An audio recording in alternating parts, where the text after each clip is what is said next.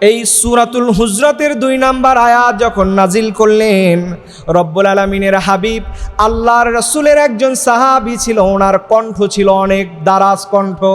আমাদের কিছু মানুষ আছে না, দেখবেন ওনারা আস্তে কথা বললেও অনেক জোরে কথা হয়ে যায়, ভোকাল কর্ডের যে রেঞ্জ থাকে। একজন সাহাবী, ওনার নাম হচ্ছে সাবেত ইবনে কায়েস রাদিয়াল্লাহু তাআলা আনহু।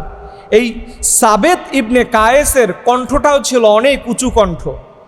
এরপরে রাসূলুল্লাহর এই সাহাবী যখন কোরআনের এই আয়াত শুনলেন, এই সূরাতুল হুজরাত তার উপরে যখন শোনা, তার কান দিয়ে শুনতে পেলেন, তখন এই কায়েস ইবনে সাবেত তিনি মুহূর্তের মধ্যে তার কণ্ঠস্বর এত ছোট করে ফেলছেন যে উনি পরবর্তীতে কিছু বললে সেইটা অন্য সাহাবীর ২-৩ বার তাকে জিজ্ঞেস করতে হতো। বলেন আল্লাহু আকবার।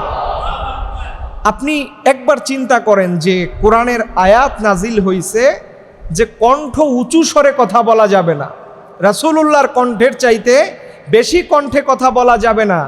এখন রাসূল এমনিতেই কথা বলেন আস্তে, আর একজন সাহাবী ওনার কণ্ঠের পাওয়ার জন্মগতভাবেই অনেক বেশি, ভোকাল রেঞ্জের পাওয়ার অনেক বেশি, কিন্তু ওই সাহাবী কী করলো যে মুহূর্তের মধ্যেই নিজের কণ্ঠস্বর নিজে চেঞ্জ করে ফেললো।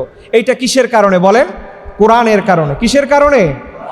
এখন দেখেন যে সামান্য, মানে আমি এটা সামান্য বললাম যে আমাদের দৃষ্টিকোণ থেকে আমরা রাসূলুল্লাহর অনুসরণ, রাসূলুল্লাহ রেখে দেওয়া আমানত, কত গুরুত্বপূর্ণ আমানত, সেগুলো আমরা প্রতিনিয়ত ভায়োলেন্স করতেছি, প্রতিনিয়ত আল্লাহর হুকুমের বিরুদ্ধে যাচ্ছি।